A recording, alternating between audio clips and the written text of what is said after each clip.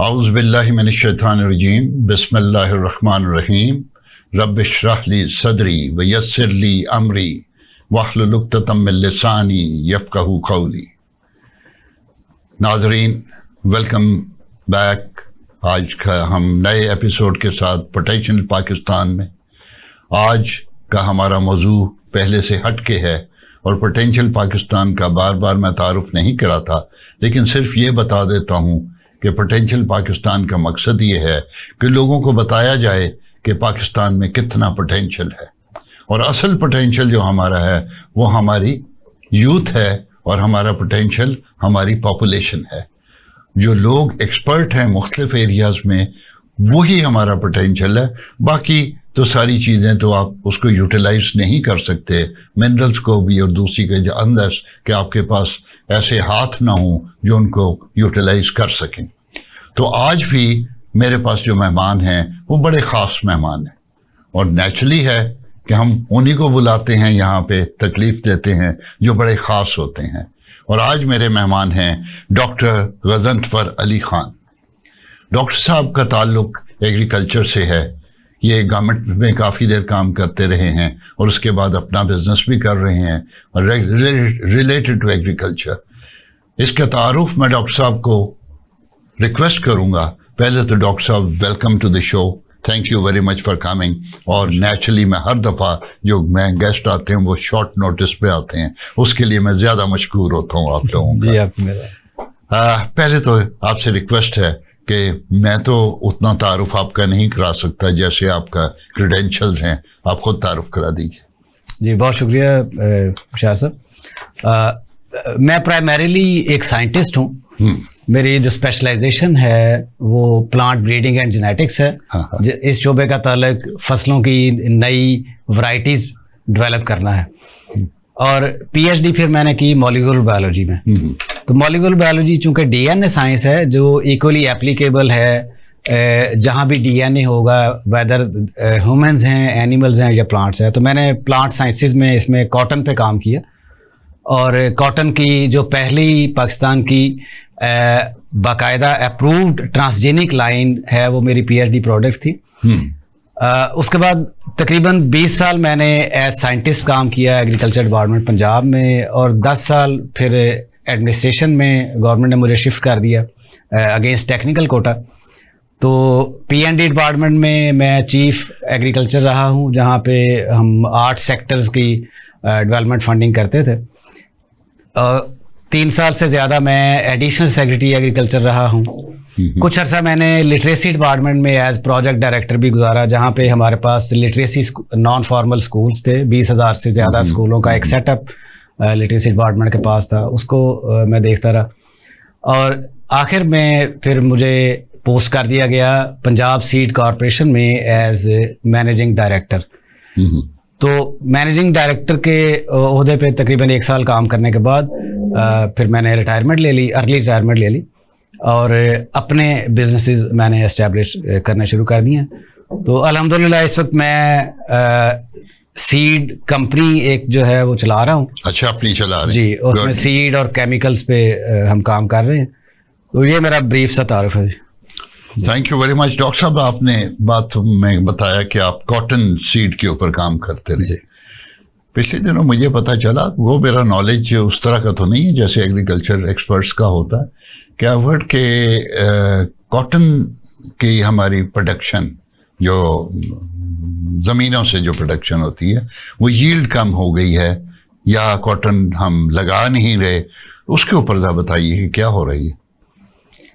जी, बिल्कुल ऐसे ही है।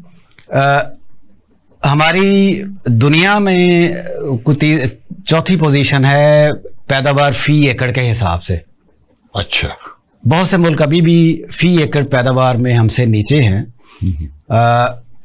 इंडिया आज भी 1947 से लेके 2024 तक फ़ी एकड़ पैदावार में हमसे कम है। ऑस्ट्रेलिया हमसे बहुत ज़्यादा है, उसकी पैदावार हमसे 4 गुना ज़्यादा है। 4 गुना ज़्यादा। जी। अच्छा, इसमें बहुत सारे फैक्टर्स हैं जिसकी वजह से कॉटन जो है उसमें हम पीछे चले गए हैं। तो उसमें कुछ मौसम का भी होगा? जी, क्लाइमेट चेंज तो एक बहुत बड़ा फैक्टर है ना जी, क्लाइमेट चेंज ने तो बहुत ज़्यादा हिट किया है एग्रीकल्चर को और खुसूसन कॉटन को।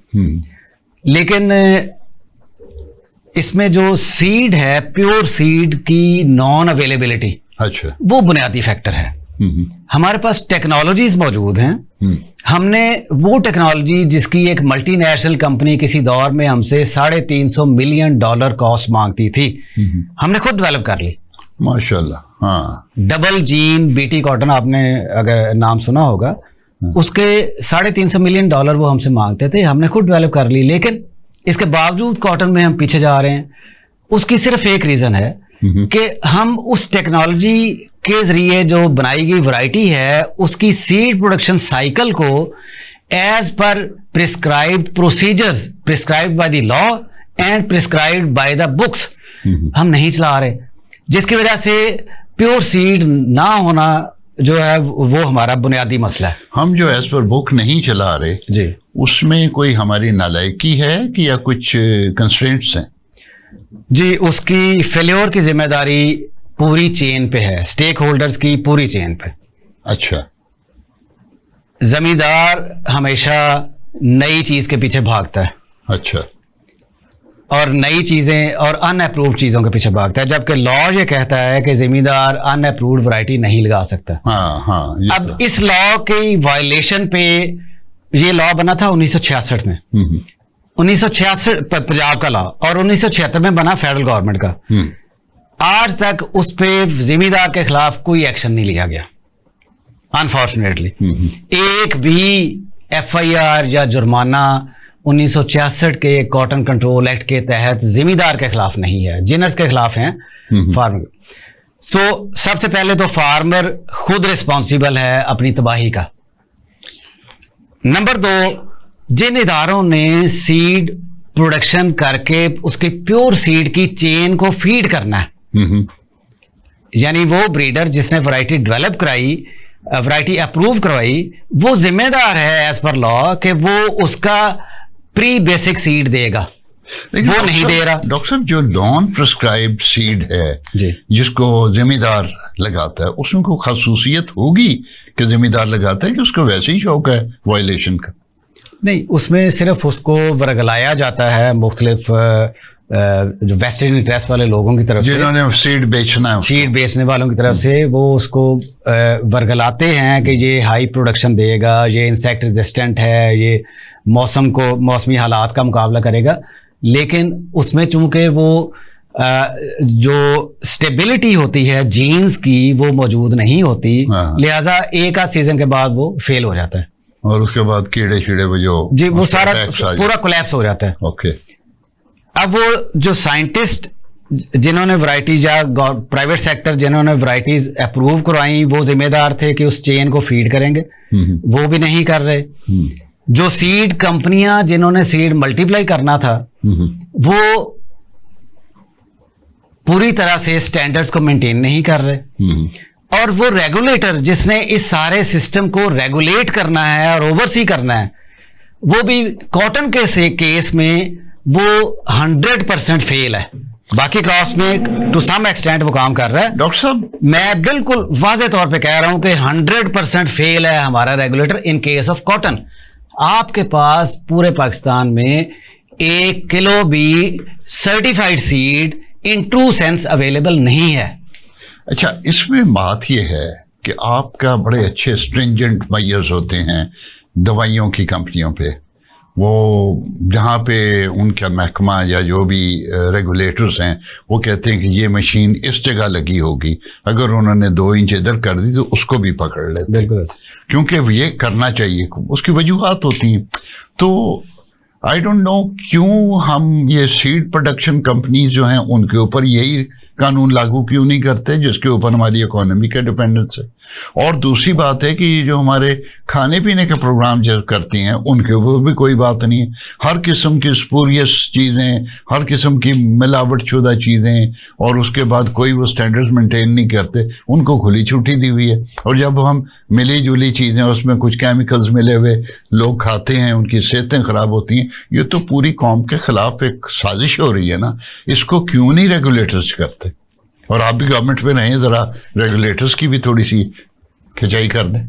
मैं कहता हूँ जी कि हमारे पास जो लीगल फ्रेमवर्क है ना जी किसी भी शोबे में, वो बहुत एक्सेलेंट है, including cotton and including overall agriculture. Books में सही लिखा बुक्स में, और जो हमारे लॉज हैं, रूल्स हैं, वेरी मच कॉम्प्रिहेंसिव और हमारी ज़रूरियात को पूरा करते हैं। इस यानी आप अगले 10 साल कोई भी कानून साजी ना करें तो ये सफिशिएंट है।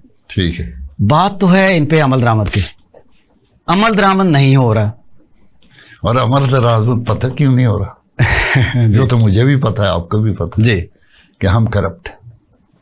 आई एम सॉरी टू से, जनरली हमारे अंदर जो करप्शन है ये सुस्ती नहीं है या लैक ऑफ इंटेलिजेंस नहीं है। पाकिस्तान मुझे को बता रहा था कि we are the fourth best brains, हमारे इंटेलिजेंस वाइज हमारे लोग पीछे नहीं हैं, लेकिन उसको नेगेटिव साइड पे जाते हैं। जी, मैं इसको इस तरह से कहता होता हूँ कि lack of political will, agriculture में एक ही मसला है आपका, लैक ऑफ पॉलिटिकल विल। जिस दिन पॉलिटिकल विल, ये एग्रीकल्चर में नहीं है, ये तो पाकिस्तान के हर मामले में लैक ऑफ पॉलिटिकल विल। जहां विल थी, एटम बम बनाना था बना लिया, एग्जैक्टली आपने मोटरवे बनानी थी, जहाज बनाना था बना लिया, कोई और चीज करनी थी कर ली। इंडिया शोर मचाता है कि ये तो कंगला पाकिस्तान है और ये जहाज खरीद रहा है, ये तो कंगला पाकिस्तान, ये इसमें ये कर रहा है। बात ये है कि एक तरफ हम कहते हैं कि सुई नहीं बना सकते, जहां बना सकते हैं, हमें एक प्रोपेगेंडा भी है, पेंसिल नहीं बना सकते लेकिन जहाज बना लेते हैं। सर देखें ना कितना एक बड़ा स्टेप इस दफा कामयाबी का हुआ है सरकारी सतह पे। आज़रबाईजान आपसे JF-17 थंडर जहाज खरीद रहा है। So where there is a political will, yes, you succeed. अच्छा, एग्रीकल्चर में पॉलिटिकल विल क्यों नहीं है? वहां पे विल कहां चली जाती? अब ये देखें ना, ये इसका जवाब तो वो लोग ज़्यादा बेहतर बता सकते हैं जो पॉलिटिकल लीडर्स हैं, जो गवर्नमेंट्स हैं, लेकिन आज तक इसको प्रायोरिटी पे नहीं रखा गया। डॉक्टर साहब, पॉलिटिकल लीडर्स तो बातें बड़ी लच्छेदार कर लेते हैं जी, लेकिन उसकी इम्प्लीमेंटेशन जो है ना, वो उन्होंने करनी है जो हमारी ब्यूरोक्रेसी है, और आप ब्यूरोक्रेसी का हिस्सा रहे हैं। मेरा ख्याल है आप बड़ी अच्छी तरह इस पर रोशनी डाल सकते हैं। अगर अवॉइड कर रहे हो तो दूसरी बात। जी, कुछ जगहों पे ब्यूरोक्रेसी जो है वो नाजायज फ़ायदा उठाती है टॉप लीडरशिप की इनएक्सपीरियंस होने का। हाँ, जो हमारा पॉलिटिकल लीडर है वो, अब मैं ये नहीं कहना चाहता पढ़ा लिखा नहीं, लेकिन नहीं, कुछ थोड़ा सा पढ़ता है भी नहीं जी। उसको सम बेसिक नॉलेज होने, जैसे एग्रीकल्चर का मुझे नॉलेज नहीं है, लेकिन मैं आपसे जो क्वेश्चन कर रहा हूँ कुछ थोड़ा सा तो मैंने इधर उधर से पढ़ा, तो बात कर रहा हूँ ना जी। और जहाँ नहीं मुझे पता मैं साफ मान लूंगा और मैं सीखने की कोशिश करूंगा। This is not there with the political leaders. वो जब सीट पे बैठ जाते हैं तो उनके अंदर फिरौन आ जाता, और वो फिरौन के उसके तहत कहते हैं मैंने सब चीज़ों को इनकार। खैर, ये ना हो कि ये पूरा प्रोग्राम पकड़ा जाए। अच्छा डॉक्टर साहब, ये बात तो ठीक है, हमारे अवाम को भी पता चलना चाहिए कि political will is necessary for everything. जब तक आप में पॉलिटिकल विल थी, जैसे मैंने कहा कि जब एटम बम बना रहे थे पूरी दुनिया हमारे खिलाफ थी, लेकिन हमने कहा कि ऐसी गल नहीं करनी, इसके ऊपर हम कोई बात नहीं करेंगे, और कर लिया हमने जी। दूसरी बात यह है कि हमारा ही बंदा, आप जैसे लोग पाकिस्तान में होते हैं तो बड़ा मसला होता है, उन्हें चलने के लिए मसले होते हैं, और जब वो पाकिस्तान से बाहर जाते हैं तो वहाँ पे सिस्टम्स ऐसे वैसे कामयाब होते हैं, ऐसे ऐसे कारनामे कर जाते हैं। Again we don't have the systems हमारे पास बने हुए उस तरीके के नहीं है इम्प्लीमेंटेशन के लिए, जो कि बाहर हैं। बाहर में तो नालायक आदमी भी चल जाता है और यहाँ पे इंटेलिजेंट आदमी भी नहीं चलता। इसको कहीं ठीक करने की ज़रूरत है, जो ना आप कर सकते हैं ना मैं कर सकते हैं, उन्होंने करना है जो नहीं कर रहे। खैर, ये तो हमारी काम तो तवज्जो दिलाना है ना।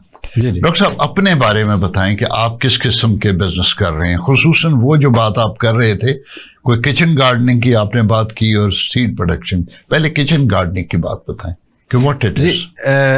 किचन गार्डनिंग जो है ना जी, ये हमारी जो नेशनल फूड सिक्योरिटी पॉलिसी है उसका एक बड़ा अहम हिस्सा है, चूंकि हम फूड इनसिक्योर कंट्री है ना जी। हाँ, तो जबकि हम एग्रीकल्चर कंट्री जी, और फूड इनसिक्योर।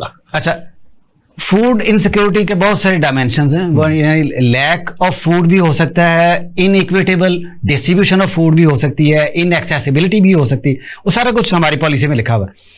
उसमें इसको एड्रेस करने के लिए फूड सिक्योरिटी को और एक्सेसिबिलिटी को और न्यूट्रिशन को एड्रेस करने के लिए ये बहुत अहम चैप्टर है उसका, किचन गार्डनिंग। वेरी गुड, ठीक है। अब किचन गार्डनिंग में हम प्रमोट कर रहे हैं कि लोग सीड लेके थोड़ी थोड़ी क्वांटिटी में जितनी रिक्वायर्ड है उनको अपने घर में अवेलेबल जो लैंड अवेलेबल है, किसी के पास मरला है कि 2 मरले हैं या उससे भी कम है, या गमलों में आप लगाना चाहते हैं या छत पे लगाना चाहते हैं, बोरियों में लोग लगा रहे हैं, आलू लगा रहे हैं जी, तो वो सीड उनको प्रोवाइड करना और उस सीड के साथ जो फर्टिलाइजर्स रिक्वायर्ड हैं वो प्रोवाइड करना, ये तो है उसका विजन। लेकिन अनफॉर्चुनेटली ये फूड सिक्योरिटी पॉलिसी में किचन गार्डनिंग मौजूद होने के बावजूद और सरकारी सतह पे भी इसको प्रमोट करने की कोशिशें हो रही हैं, लीगल फ्रेमवर्क इसको रिस्ट्रिक्ट कर रहा है। वो क्या है? जो हमारा सीड एक्ट है 1976 का, वो आपको इजाज़त नहीं देता कि आप किचन गार्डनिंग का सीड जो है वो शख्स उसकी मार्केटिंग करे जो सीड डीलर नहीं है। यानी किचन गार्डनिंग तो फरोख्त तब पाएगी ना जब ये सीड आपके हर स्टोर पे पड़ा होगा, अवेलेबल होगा। लेकिन लॉ ये कहता है कि सीड सिर्फ सीड डीलर बेच सकता है। वो लॉ में ये क्यों है जी? इससे क्या होगा? इसलिए कि उन्होंने उसको डिफरेंशिएट नहीं किया, जनरल एग्रीकल्चर से किचन गार्डनिंग को डिफरेंशिएट नहीं किया। लॉ ये कहता है, फर्टिलाइजर का जो कानून है, कि फर्टिलाइजर की रीपैकिंग नहीं हो सकती। अब फर्टिलाइजर सेक्टर 50 किलो के लिए तो छोटा 50 किलो की पैकिंग में दे रहा है, तो किचन गार्डनिंग के लिए तो आपको 100 ग्राम चाहिए या 200 ग्राम चाहिए। आप उसको उस क्वांटिटी में वो अवेलेबल नहीं है और आप उसको रीपैक भी नहीं कर सकते और अलाउड भी नहीं है। जी जी, कानून के तहत। क्यों? इसकी पीछे क्या फिलॉसफी है? जी, हम अब कोशिश कर रहे हैं, मैं अपनी कंपनी के प्लेटफॉर्म से कोशिश कर रहा हूं कि उन तमाम इदारों को ये सेंसिटाइज किया जाए कि वो अपने रेगुलेशंस में और ज़रूरत है तो रूल्स में अमेंडमेंट करें ताकि इसका रास्ता खुल सके। तो एक तो हम वो कोशिश कर रहे हैं। लेकिन डॉक्टर साहब, एक बात आती है कि अगर आप यूरिया या फॉस्फोरस की खादें जो भी हैं उसको आप छोटी पैकिंग में करके करेंगे, क्या वो धमाका कर देंगी? क्या वो किचन गार्डनिंग में कहीं रखेंगे तो कोई आग लग जाएगी? क्या मसला है कि वो छोटी पैकिंग में नहीं आप बेच सकते? इसको क्यों ऐसी इन्होंने स्ट्रिंजेंट ये लीगल आपका फ्रेमवर्क बनाया हुआ?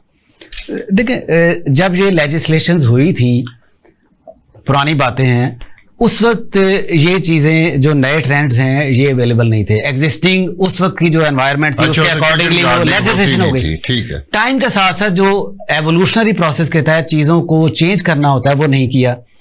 हमारा एक कौमी अलमिया है कि हमारे रेगुलेटर्स ओवर एक्सरसाइज करते हैं अपनी पावर्स, नंबर 1। नंबर 2, बहसीयत कौम हम एक रेगुलेटर के ऊपर दूसरा रेगुलेटर बिठा देते हैं, दूसरे के ऊपर तीसरा बिठा देते हैं।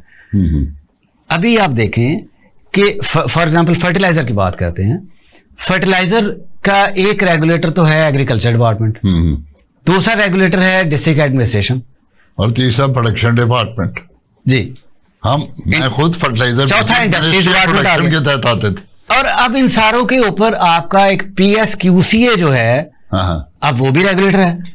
आपने नई पैकिंग बनानी है तो पहले उनसे जाके अप्रूवल लेंगे, वहां पे पता नहीं कितने साल लग जाएंगे आपको अप्रूवल मिलने में। सो ये रेगुलेटर के ऊपर रेगुलेटर। एक और चीज है कि ये जब प्रैक्टिकल एस्पेक्ट आता है ना हमारा, उधर तो हम बिल्कुल फेल हो जाते हैं। ये PSQCA व्हाटएवर जो भी आपने महकमे का नाम लिया जी, उनको पाबंद क्यों नहीं करते कि अगर एक एप्लीकेशन आती है तो उस एप्लीकेशन को विद इन 2 वीक्स और 3 वीक्स आप इसको कर दें फैसला, या उसको आप अलाउ करें या उसको डिसअलाउ करें। डिसअलाउ करते हैं तो they have got the right to go to the court. अब ना उनको कोर्ट में जाने देते हैं, ना उनको लटकाई रखते हैं। ये क्या शौक है? सर, मैं ऐसा करता हूँ कि जिन लॉज में टाइमलाइंस दी भी गई है ना जी, बहुत से लॉज हैं जिनमें टाइमलाइंस दी गई हैं। फॉर एग्जांपल आपका प्रोक्योरमेंट का लॉ है जिसको पेपरा आम जबान पे कहते हैं। एक पंजाब का पेपरा है, एक बाकी सूबों का, और एक फेडरल गवर्नमेंट। हर एक में लिखा हुआ है कि after completion of procurement with in 28 days payment कर दी जाएगी। लॉ में लिखा हुआ है। होती नहीं। बता सकते हैं। तो डॉक्टर गज़नफ़र, आप किचन गार्डनिंग के बारे खुसूसन ऐसा कोई पैगाम दें आवाम को कि जिससे हमारे लोगों की ज़िंदगी आसान हो जाए। सबसे बड़ा फ़ायदा किचन गार्डनिंग का ये है कि आपको फ्रेश वेजिटेबल मिलेगी और इंसेक्टिसाइड से पाक वेजिटेबल मिलेगी। वाह, बिल्कुल सही। बाजार में जो वेजिटेबल्स आ रही हैं मोस्टली उन पे इंसेक्टिसाइड स्प्रे हुई होती है और कहते हैं निकालने से एक दिन पहले जी, जाहिर है वो हार्वेस्टिंग से जस्ट पहले स्प्रे करते हैं ताकि मंडी में आए तो कीड़ा उसमें नजर ना आए, और उसके रेजिडुअल इफेक्ट्स जो हैं वो बड़े लॉन्गर लास्टिंग होते हैं, क्योंकि अनफॉर्चुनेटली जो रिकमेंडेड नहीं है वो पेस्टिसाइड सब्जियों पे भी स्प्रे हो जाती है। ओहो। सब्जियों पे स्प्रे रिकमेंडेड होती है जिसका 48 आवर से ज्यादा रेजिडुअल इफेक्ट ना हो, बिल्कुल सही। और वहां पे वो स्प्रेज हो रही हैं जिनका 3-3 हफ्ते का रेजिडुअल इफेक्ट। यहाँ पे फिर रेगुलेटरी अथॉरिटी वैसे तो छापे मारते हैं, चालान करते हैं, लोगों को तंग भी करते हैं, लेकिन वो जाके उन स्पूरियस जो वो स्प्रेज हैं उनको कन्फिस्केट नहीं करते जी। और वो जिस वक्त एक दफा था ना कि शायद 2 साल की सजा थी ये कोई इन चीज़ों में मिलावट करने की, और उसके बाद जब 7 साल की तो बंदे तो पुत्र बन गए सारे। ये हुआ है पहले जी। हमें कुछ इससे इसके भी हुआ, लेकिन किचन गार्डनिंग पे जरा बताइए। जी जी। तो फ्रेश और साफ सुथरी सब्जी जिस पे इंसेक्टिसाइड स्प्रे नहीं हुई वो आपको अवेलेबल होगी, और सबसे ज्यादा इसका जो बड़ा फायदा है कि आपकी जो पॉकेट है उस पे बोझ कम आएगा। इस वक्त सब्जियों की कीमतें बहुत ज्यादा बढ़ चुकी हैं। हाँ। मैं अभी कल देख रहा था कि कल की जो मार्केट कमेटी से रेट लिस्ट इशू हुई है उसमें घिया तोरी का रेट 100 रुपए किलो है मंडी का। अच्छा। तो डेफिनेटली उसने आवाम तक आते महंगी हो जानी। अब घिया तोरी की आपने 2 बेलें लगाई हो ना घर में, हाँ हाँ, तो पूरा सीजन आपकी घिया तोरी खुद भी और साथ हमसायों को भी देके खत्म नहीं होती। बिल्कुल सही, ठीक है सर, इतनी पैदावार हो जाती। तो किचन गार्डनिंग आपकी पॉकेट का बोझ भी कम करती है। बिल्कुल सही। खास तौर पे जो नॉन अफोर्डिंग तबका है उसके लिए ये बहुत आइडियल है। हाँ। और जो अफोर्डिंग है उसके लिए इस लिहाज से आइडियल है कि उसकी फ्रेश और चाहे तो ऑर्गेनिक भी ले सकता है उससे, और बिल्कुल इंसेक्टिसाइड से पाक। तो किचन गार्डनिंग को प्रमोट करना बहुत ज़रूरी है, अडॉप्ट करना बहुत ज़रूरी है। आपके पास जितनी भी जगह अवेलेबल है घर में, अगर लॉन नहीं है, क्यारी है, उसमें लगा लें, अगर नहीं है गमलों में लगा लें, आप छत पे लगा लें। छत क्या बात है जी। हाँ। छत पे रूफटॉप गार्डनिंग कर लें, वहां पे आप गमले किसी भी साइज के रख लें, और उसमें आप सीड, अब ये सर्दियां आ रही हैं तो इसमें आप कम से कम 8 सब्जियां तो बड़े आराम से लगा सकते हैं, 12 भी लगा सकते हैं। आप शलजम भी लगा सकते हैं, पालक भी लगा सकते हैं, गाजर भी लगा सकते हैं, टमाटर भी लगा सकते हैं, मेथी भी लगा सकते हैं, धनिया लगा सकते हैं। सो इस तरह से 8 से 12 लगा सकते हैं, कड़ी पत्ता लगा सकते हैं। 8 से 12 सब्जियां आप इस सीजन में लगा सकते हैं, और आपके पास वो सफिशिएंट क्वांटिटी अवेलेबल होगी अपनी कंजम्पशन के लिए भी, और उससे एक्सीड भी वो कर जाएगी। और बड़ी थोड़ी मेहनत, इसमें कोई ज़्यादा मेहनत नहीं है। तो मेरी तो रिक्वेस्ट है कि सब लोग अपने अपने घरों में सब्जियां लगाएं, उनकी सेहत के लिए भी, और उनकी एक एक्टिविटी भी है, और पॉकेट जो है उस पर भी असर जो है वो इसका बड़ा पॉजिटिव है। डॉक्टर साहब, इस बात पे मैं ज़रा पब्लिक से बात करना चाहूँगा, हालांकि मेरा ये मैंडेट नहीं है। जी जी। पब्लिक से ये बात है कि लेडीज जेंटलमैन, आपके लिए ज़रूरी नहीं है कि किचन गार्डनिंग के लिए आपका घर जो है 2 कनाल का हो। जी। किचन गार्डनिंग के लिए आप बड़ी आसानी से, जैसे डॉक्टर साहब ने कहा, कि क्यारियों में भी लगा सकते हैं, गमलों में भी लगा सकते हैं, और सबसे बड़ा एसेट जो आपके घर में है वो आपका रूफ टॉप है। एक ज़माना था जब हम सर्दियों में धूप सेकते थे और गर्मियों में छत के ऊपर जाके सोते थे, क्योंकि एसी वेसी नहीं थे। अब हम छत को इस्तेमाल नहीं करते। आप ये यकीन करें कि या तो वहाँ पे किचन गार्डनिंग करें आप, या छत के ऊपर आप सोलर पैनल लगवाएं, या अगर आपके इलाके में हवा ज़्यादा चलती है तो छत के ऊपर आप अपने विंड मिल लगवा लें जिससे बिजली पैदा हो। और बहुत सारी काम आप ऐसे कर सकें।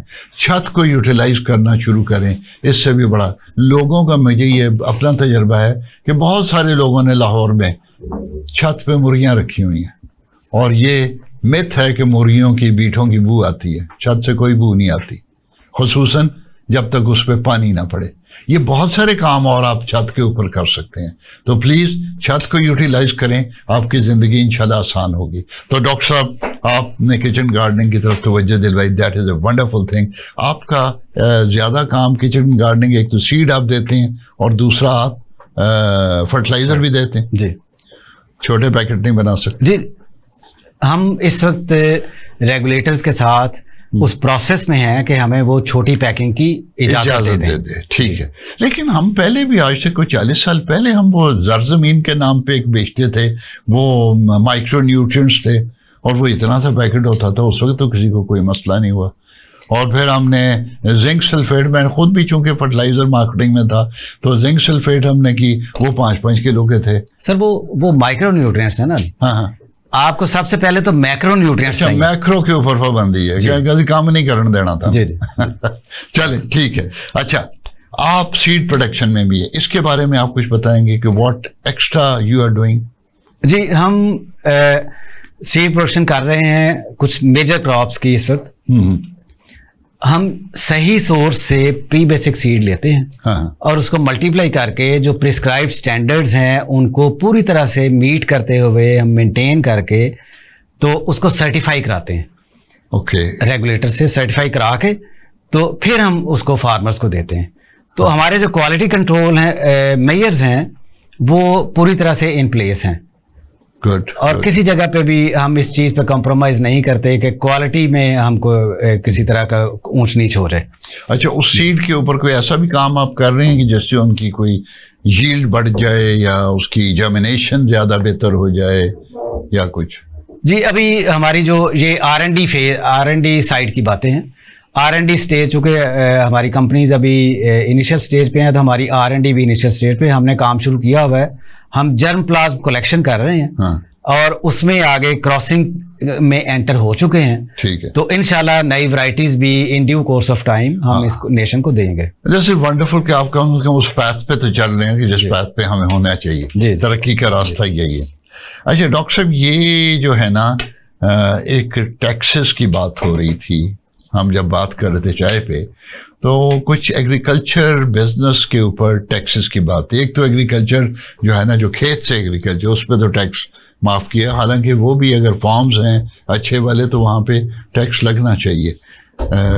लेकिन आप ये बता दें कि जो टैक्स है हमारा सिस्टम एग्रीकल्चर, जैसे आपका कारोबार है दूसरों में, वो क्या है और कितना सही है?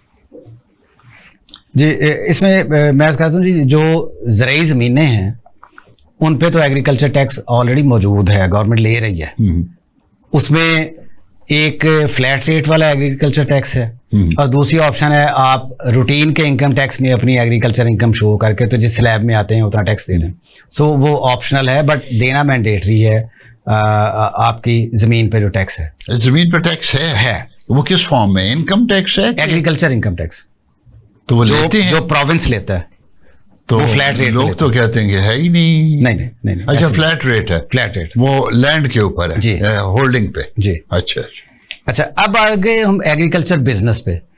तो एग्रीकल्चर बिजनेसेस जो हैं, वो किसी भी तरह के बिजनेसेस हैं, वो सीड का बिजनेस है या फर्टिलाइजर का है, this is just like other business, any other business.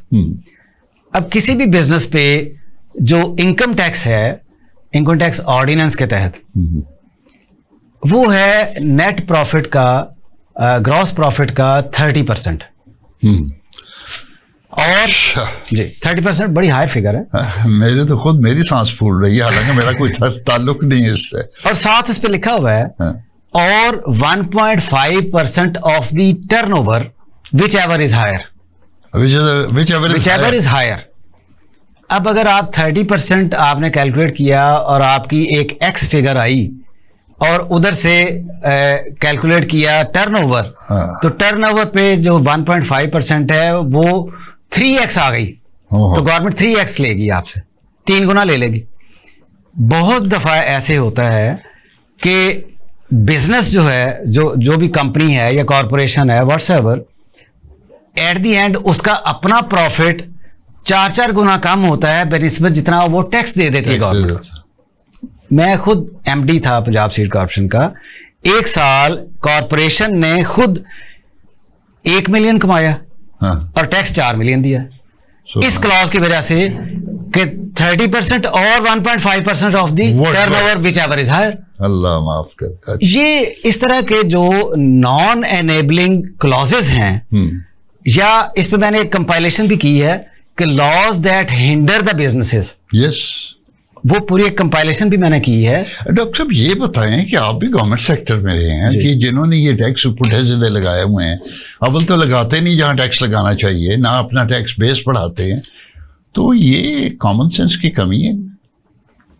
अब आई डोंट नो इसमें मैं क्या कमेंट करूं। आप कमेंट नहीं करेंगे को आप मैं कहता हूं लॉ जो बनाया जाता है वो तो असेंबली बनाती है ना जी, लॉ मेकर्स बनाते हैं। हाँ। अब लॉ मेकर्स उस वक्त उसको क्या एनविजन कर रहे होते हैं, उनकी स्पिरिट क्या होती है और इंटेंट क्या होती है, ये सारी चीजें हमें देखनी पड़ेंगी कि लॉ मेकर्स ने जब ये लॉ बनाया तो उनकी क्या इंटेंट थी। और अब अगर ये एनेबलिंग नहीं है for the growth of businesses, तो जरूरत है कि इसको चेंज किया जाए, रैशनलाइज किया जाए इसको। हाँ बिल्कुल सही है। और इसको साल 2 साल के बाद क्यों नहीं उसको रिव्यू करते, किसी को वो क्या कहते हैं जो थिंक टैंक होते हैं उनको दे दें कि यार आप सारे लॉज को रिव्यू कर लें, और जब तक ये नहीं होगा तो हम तरक्की कैसे करेंगे, और अगर पुराने तरीके से हम चलेंगे तो उसका तो बेड़ा गर्क होना ही है ना। तो बहरहाल डॉक्टर साहब से ये तो बड़ा अच्छा हो गया कि आपने ये भी बता दिया, और गवर्नमेंट को चाहिए इन चीज़ों को ख्याल करे, और हमारे जो पॉलिटिकल लीडरशिप उसको भी चाहिए। अच्छा, एक और चीज़ है कि कोई एग्रीकल्चर में डेवलपमेंट के लिए एक और पहले एक ज़माने में होता था कि जो एग्रीकल्चर ग्रेजुएट्स होते थे ना, उनको एक कित्ता ज़मीन अलॉट करते थे कि ये तुम लो और इसमें अपना काम करो, क्योंकि यू आर द एक्सपर्ट, आपने तालीम उसकी हासिल की है। क्या वो सिस्टम आजकल चल रहा? जी अभी वो रुका हुआ है, लेकिन एक और अच्छा जो स्टेप लिया है गवर्नमेंट ऑफ पंजाब ने कि इंटर्नशिप प्रोग्राम शुरू कर दिया। हाँ। एग्रीकल्चर ग्रेजुएट्स को इंटर्नशिप्स दी जा रही हैं। रिसेंटली उसमें तमाम ज़िलों में कुछ लोगों को इंटर्नशिप सर्टिफिकेट्स दिए गए हैं। ये बहुत अच्छा स्टेप है। किसी भी शोबे में जब कोई भी तालिब इल्म डिग्री मुकम्मल करके निकलता है तो before going to the field, practical field, उसको एक ट्रेनिंग दी जाती है, जैसे डॉक्टर्स को हाउस जॉब कराई जाती है। तो ये एक कमी थी एग्रीकल्चर में। अब अल्हम्दुलिल्लाह गवर्नमेंट ने ये प्रोग्राम शुरू किया है। मेरी ख्वाहिश है कि ये तमाम ग्रेजुएट्स को मौका दिया जाए कि वो इंटर्नशिप करें 6 महीने या 1 साल की, उसके बाद प्रैक्टिकल फील्ड में आए। डॉक्टर साहब, हम बिजनेस स्टडीज़ हमारा काम ये है, MBA वगैरह कराते हैं, और हम भी लोगों को, बच्चों को भेजते हैं इंटर्नशिप के लिए, और उसमें गवर्नमेंट कोई सपोर्ट नहीं करती।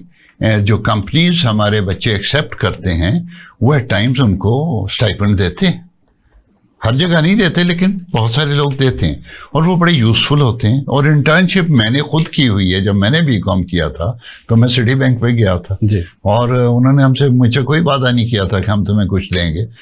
मुझे तो ये थे यार सिटी बैंक का सर्टिफिकेट मिल जाएगा तो बड़ी बात है, और मुझे आज तक फ़ख्र है कि मैंने एक अच्छे बैंक में की। And they started giving me. उस ज़माने में उन्होंने 3 महीने की मैंने की, उन्होंने मुझे स्टाइपेंड देना शुरू कर दिया, और रीजनेबल स्टाइपेंड था। तो बात यह है कि जो बिजनेस का कंपनीज हैं जैसे आपकी है, अगर आप अपने 1-2 बच्चे आपके पास आ जाते हैं इंटर्नशिप के लिए तो उनको 10-20 हज़ार रुपया दे देने में कोई हर्ज भी नहीं। और इसमें ज़रूरी क्यों है कि गवर्नमेंट ही उनको दे और आप मुफ्त में उनसे काम लें? जी, जब बिजनेस कर रहे हैं तो यार तो थोड़ा दिल बड़ा करो। इसमें 2 चीज़ें हैं। एक साइड पे चूंकि टैक्सेशंस बहुत ज़्यादा हैं, और फिर तमाम प्रोसीजर्स में malpractices, under the table जो चीज़ें चलती हैं वो बहुत ज़्यादा हैं, जो कि अल्टीमेटली आपकी बिजनेस प्रॉफिटेबिलिटी को हिट करती हैं। उनको रैशनलाइज किया जाए ताकि उधर से कुशन निकले और चीज़ें इधर स्पेंड की जाएं। नंबर 2, अवेयरनेस की ज़रूरत है कि आपकी कॉर्पोरेट सोशल रिस्पॉन्सिबिलिटीज़ क्या हैं। CSR पे वो अवेयरनेस दी जाए तो इंशाल्लाह ये लोग भी आ जाएंगे इस साइड पे, जैसे आप जिक्र फरमा रहे हैं कि बाकी लोग आए हो गए हैं, बाकी बिजनेसेस। अच्छा डॉक्टर साहब, ऐसा है कि हमारे पास थोड़ा सा टाइम रह गया, 5-1 मिनट, और मेरा आखिरी सवाल आपसे ये है कि इन हालात में बड़ी चीज़ें आपने कुछ सजेस्ट कर भी दी हैं, कुछ 2-4 पॉइंट्स ऐसे बताएं, उनको एक्सप्लेन भी कर दें कि what we should do as a government as a nation और एज अ पीपल, और खुसूसन लोगों को बताएं कि वो गवर्नमेंट करे ना करे, गवर्नमेंट को मनाना बड़ा मुश्किल होता है, लोग क्या करें कि वो पाकिस्तान तरक्की की तरफ चलता रहे। जी बहुत शुक्रिया। पहले तो मैं गवर्नमेंट को एक रिक्वेस्ट कर लेता हूं जी, फेडरल गवर्नमेंट, प्रोविंशियल गवर्नमेंट्स, इनसे मेरी रिक्वेस्ट है कि जो आज से कुछ साल पहले पॉलिसीज बनाई गई हैं, जैसे फेडरल गवर्नमेंट ने 2018 में फूड सिक्योरिटी पॉलिसी बनाई, गवर्नमेंट ऑफ पंजाब ने एग्रीकल्चर पॉलिसी बनाई, उन पॉलिसीज के अकॉर्डिंगली नई लेजिस्लेशंस या अमेंडमेंट्स की जाएं। अच्छा, वो हुई नहीं है अभी तक, नहीं हुई, या हमने सर में मारना, या अगर थोड़ी बहुत हुई हैं तो उसके उलट हो गई हैं। फेडरल गवर्नमेंट में एक दो लेजिस्लेशन एग्रीकल्चर में उसके उलट हो गई।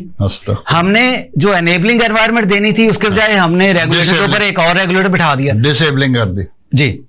तो खुदा के लिए वो जो कैबिनेट ने, गवर्नमेंट ने पॉलिसीज अप्रूव करके नोटिफाई की हुई हैं गजट में, उनको मद्देनजर रख के अगली कानून साजी की जाए।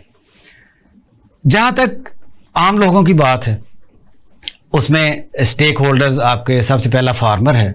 मेरी दरख्वास्त है कि वो नई चीज़ों के पीछे और जो उनको वेस्टेड इंटरेस्ट वाले लोग वर्गला के, प्राइवेट लोग जो कहते हैं वो ना माने, उधर ना भागें। बिल्कुल, जो सर्टिफाइड चीज़ें हैं वो उस साइड पे जाएं। सर्टिफाइड सीड लें। सर्टिफाइड सीड बड़ा वाज़ेह सीड होता है, उस पर टैग लगा होता है, सिर्फ टैग वाला सीड लें, नीले टैग वाला। अच्छा, और वो लगाएं, उससे उनको जो क्लेम किया गया है उसके मुताबिक पैदावार मिलेगी इंशाल्लाह। नंबर 2, अपनी कॉस्ट ऑफ प्रोडक्शन कम करने पे काम करें। कॉस्ट ऑफ प्रोडक्शन कम करने में गवर्नमेंट ने भी फार्मर्स की हेल्प करनी है, प्राइवेट सेक्टर ने भी हेल्प करनी है। कॉस्ट ऑफ प्रोडक्शन कम करने के 2 ही तरीके हैं। एक ये है कि आप इनपुट कॉस्ट कम करें, दूसरा ये है कि आप पैदावार बढ़ा दें ताकि पर यूनिट उसकी कॉस्ट कम हो जाए। सो इन दोनों एस्पेक्ट्स पे काम करने की ज़रूरत है। गवर्नमेंट जो है, इनपुट कॉस्ट इस वक्त बहुत हाई हो चुकी है। आपके बिजली की कॉस्ट, आपके डीजल की कॉस्ट, आपके फर्टिलाइज़र की कॉस्ट, सीड की कॉस्ट बहुत हाई है। कुछ जगहों पर गवर्नमेंट इसको सब्सिडाइज कर रही है, इसको मज़ीद रैशनलाइज करने की ज़रूरत है। दूसरी साइड पे जब फार्मर ट्रू सेंस वाला सर्टिफाइड सीड इस्तेमाल करेगा तो उसकी पैदावार भी बढ़ेगी, तो उसकी खुद ब खुद कम हो जाएगी। तीसरी चीज़, मार्केटिंग हमारी ठीक होने वाली है। इस वक्त मार्केटिंग में फार्मर का कोई रोल नहीं है। फार्मर अपनी प्रोड्यूस लेके मंडी में आ जाता है और आड़ती के हवाले वो इंतजार में बैठा है कि आड़ती या फड़िया या दूसरे लोग उसकी कोई बोली लगा दें।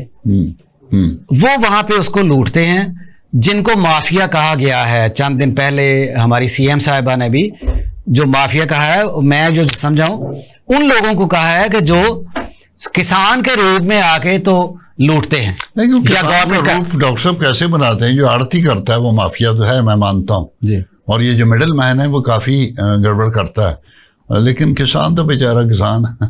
नहीं, देखो ना जी, आपसे प्रोड्यूस मैंने खरीद ली, हाँ, और गवर्नमेंट के सेंटर पे जाके जो खरीदारी मरकज है वहां मैंने अपने नाम पे बेच दी। आपको मैंने, यानी यहाँ पे किसान को बताया जाए कि तुमने बीच वाले बंदे को नहीं बेचनी, जाके गवर्नमेंट के सेंटर पे बेचनी है, क्योंकि वो बीच में वो अपना गैप कमा लेगा जी। डॉक्टर साहब, thank you very much for your this suggestion, बड़ी अच्छी बात की है। और किसानों को आपने एक मशवरा बड़ा अच्छा दिया कि अपनी कॉस्ट ऑफ प्रोडक्शन कम करें, लेकिन कॉस्ट ऑफ प्रोडक्शन बाज़ वक़्त किसान को पता नहीं लगता कि वो कैसे है। वो किसान को ये भी बताना मेरा ख्याल है ज़रूरी है कि एक लफ्ज़ हम अंग्रेज़ी में बोलते हैं, उसका मैं तर्जमा कर दें, हम कहते हैं डिसगॉइज्ड अनएम्प्लॉयमेंट, कि एक आदमी अगर 5 किले के या 3 किले के ऊपर काफ़ी है मेहनत करके मालिक के तौर पे, या मैं तो जब उसके बच्चे जवान होते हैं तो वो नहीं 3 किलो में वो 3 बेटे भी लगा देता है, और वो थोड़ा बहुत काम वो भी करते रहते हैं। शायद उनकी इनपुट से जो लेबर करते हैं थोड़ा सा फ़र्क पड़े, लेकिन उतना फ़र्क नहीं पड़ता कि 3 बच्चे वहाँ पे लग जाएं। तो ये हिसाब लगाए लें कि कितनी ज़मीन पे कितने आदमी या एक आदमी जो कर सकता है, तो वहाँ पे एक एक्स्ट्रा आदमी ना लगाएं। क्योंकि वो जो है उसकी सारी मेहनत उसके अंदर छुपी हुई अनएम्प्लॉयमेंट हो जाएगी और कॉस्ट ऑफ प्रोडक्शन बढ़ेगी, फिर वो शादी भी कर लेगा, फिर उसका ख़र्चा भी होएगा, तो वो समझेगा पता नहीं क्या बात है, अब्बा जी थे गुजारा कर दें वास्ते कर दें साढ़े। भाई आप जब वहाँ पे ज़रूरत नहीं है लेबर की और आप लेबर डाल रहे हैं, इसलिए ख्याल करें नए जो बच्चे बड़े होते हैं, ये बड़ा पोटेंशियल लोग हैं हमारे, इनको अलहदा बिजनेसेस करा के दें। So, ladies and gentlemen, thank you very much. I'm so grateful to the doctor साहब, डॉक्टर गजनफर ने बड़ी काम की बातें बताई हैं और बहुत लर्निंग मेरी तो हुई है, आपकी भी यकीनन हुई होगी, तो मैं उनका भी शुक्रिया अदा करता हूं और आपका सबसे ज़्यादा शुक्रिया कि आपने ये प्रोग्राम को सुना और अगर इस बात को आपको समझ आए, खुसूसन यूट्यूब पे अगर देख रहे हैं तो इसको 2 या 3 बार सुनिएगा, आपको बड़ी काम की बातें मिलेंगी। और किचन गार्डन और छतों के ऊपर जो काम करने वाली बातें हैं उनके ऊपर गौर करें, इंशाअल्लाह ताला ओवरऑल पाकिस्तान की तरक्की होएगी। Thank you very much. Allah हाफ़िज़।